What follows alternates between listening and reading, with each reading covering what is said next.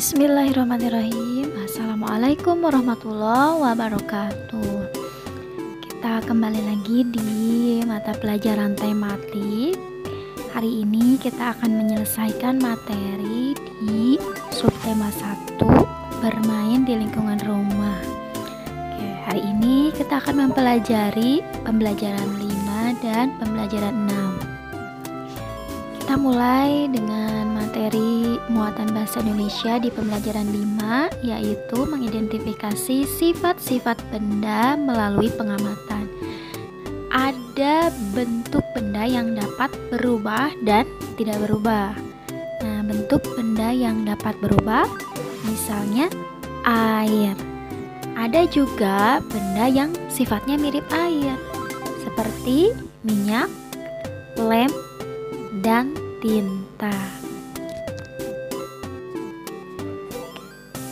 Kalian dapat mengetahui keragaman sifat benda dengan melakukan pengamatan. Kemarin sudah Ibu jelaskan ya seperti apa itu pengamatan ya, dan bagaimana caranya melakukan pengamatan dan menuliskan hasil pengamatan.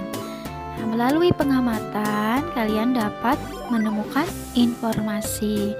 Nah, seperti yang sudah kita lakukan pada pembelajaran 1 dan 2, kita sudah mengamati sebuah benda, kemudian menyebutkan namanya, bahannya, warnanya, permukaannya, dan juga kegunaannya. Nah, sekarang di sini pada gambar, coba kalian perhatikan, kita sama-sama amati. Ini bahannya itu apa? Ini bahannya berbentuk cair ya, namanya minyak, warnanya kekuning-kuningan, permukaannya ini halus kalau dilihat, datar kalau diraba sedikit lengket seperti itu, dan kegunaannya banyak sekali tergantung jenisnya apa. Ada yang digunakan sebagai bahan bakar, ada yang digunakan untuk keperluan rumah tangga ya, untuk memasak, ada juga yang digunakan di kesehatan untuk keperluan kesehatan seperti itu. Oke, kemudian yang selanjutnya muatan PPKN menyebutkan aturan di rumah. Kita bahas kembali ya yang sebelumnya sudah kita pelajari sedikit. Setiap hari banyak kegiatan yang kalian lakukan di rumah, betul? Aturan itu dibuat agar kehidupan di rumah dapat berjalan dengan damai. Nah, ini ada beberapa contoh aturan yang berlaku di rumah. Yang pertama, bermain setelah belajar. Jadi belajar dulu ya, setelah selesai belajar baru bermain. Kemudian ikut membantu ibu merapikan tempat tidur. Ayo, siapa yang sudah bisa? Hebat.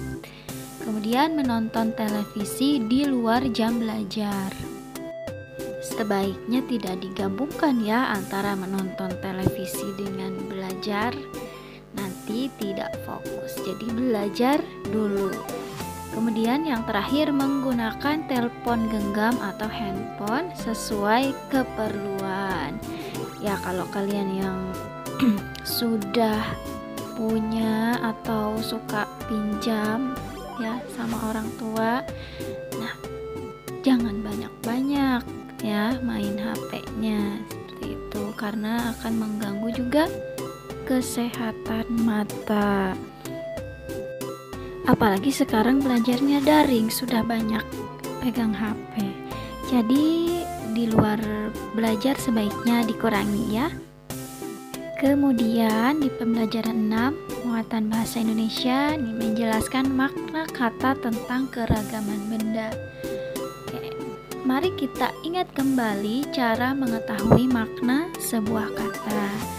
Caranya yang pertama, bacalah teks dengan teliti, kemudian temukan kata-kata yang belum dimengerti maknanya atau yang ini susah, ini apa ya artinya gitu. kemudian temukan maknanya dalam Kamus Bahasa Indonesia. Kalau ada yang punya bukunya, atau bisa juga sekarang lihat di Google ya artinya apa. Kemudian baca kembali teks dan pahami maksud kalimat-kalimatnya. Nah, kalau sudah tahu itu maknanya apa, baca lagi ya teksnya yang tadi dibaca yang ada kata tidak mengertinya, kemudian kalian pahami maksudnya ini apa ya gitu, sehingga kalian paham. Nah, sekarang kita akan membaca teks yang berjudul Wujud Benda. Boleh kalian sambil melihat nanti di buku kalian halaman 99. Nah, kita akan membaca teks, kemudian akan mencari kosakata tentang ciri-ciri benda, dan kita juga akan mencari artinya. Wujud benda. Di sekitar kita terdapat banyak sekali benda. Berdasarkan wujudnya, benda dikelompokkan menjadi 3. Ada benda cair karena bersifat seperti air. Bentuk benda cair menyesuaikan bentuk wadahnya. Contohnya, kecap, minyak goreng, dan shampoo. Ada beberapa benda padat karena memiliki bentuk dan ukurannya tetap. Benda padat berubah bentuk jika mendapatkan perlakuan tertentu. Contohnya, tali rafia digunting dan kertas disobek. Ya, tali rafia panjang ya, kemudian digunting sehingga bentuknya berubah menjadi lebih pendek, dan kertas misalkan yang tadinya kotak disobek-sobek sehingga bentuknya jadi tidak kotak lagi dan tidak beraturan seperti itu. Nah, selain itu ada benda gas. Benda gas memiliki bentuk dan ukuran sesuai wadahnya. Contohnya, gas pada balon ya, ukuran dan bentuknya seperti balon sebesar itu, dan udara dalam ban. Di sini ada beberapa kata ya yang mungkin cukup asing atau sulit kalian pahami. Nah, di sini ada kata wujud. Nah, wujud itu maksudnya rupa dan bentuk yang dapat diraba, yang bisa kita raba itu dengan menggunakan tangan. Nah, itu namanya wujud. Nah, itu artinya wujud. Kemudian bentuk itu wujud yang ditampilkan atau yang tampak. Nah, atau sesuatu yang terlihat oleh mata kita. Nah, itu bentuk. Kemudian ukuran, bilangan yang menunjukkan besar satuan ukuran suatu benda. Jadi besar kecilnya suatu benda ya, itu ukuran. Nah, itu ya beberapa contoh kata yang cukup sulit dan juga maknanya setelah kita cari sama-sama. Nah, untuk kata yang lainnya maknanya nanti boleh silahkan kalian coba cari sendiri ya. Ya, kemudian di pembelajaran 6 muatan PPKN menjelaskan manfaat mematuhi aturan di rumah. Nah, kalau tadi kita sudah mengetahui apa saja sih contoh aturan di rumah, nah sekarang kita coba menjelaskan manfaat mematuhi aturan di rumah. Nah, di setiap rumah itu pasti ada aturannya atau tata tertib yang dibuat, betul ya? Nah, aturan dibuat agar kegiatan di rumah berjalan lancar. Nah, mematuhi aturan sangat bermanfaat. Coba perhatikan nih di gambar ini. Kira-kira apa sih manfaat jika kalian melakukan kegiatan ini di rumah? Kegiatan apa itu? Bersih-bersih ya, menyapu lantai. Kira-kira apa sih manfaatnya? Ya, rumah menjadi bersih ya, lingkungan menjadi lebih sehat, lebih nyaman, dan juga beraktivitas di rumah, menyapu dan lain sebagainya itu juga membuat badan menjadi segar bugar ya, seperti itu. Nah, itu contoh manfaat melakukan atau mentaati aturan di rumah. Yang terakhir ya, materi terakhir, muatan matematika, menghitung hasil perkalian dengan angka 1. Kemarin kita sudah belajar perkalian, menghitung perkalian sebagai penjumlahan berulang dan juga sifat pertukaran perkalian, dimana meskipun angkanya itu ditukar dari 3 kali 5 menjadi 5 kali 3, nah itu hasilnya akan sama. Nah, sekarang kita akan mencoba belajar menghitung hasil perkalian dengan angka 1.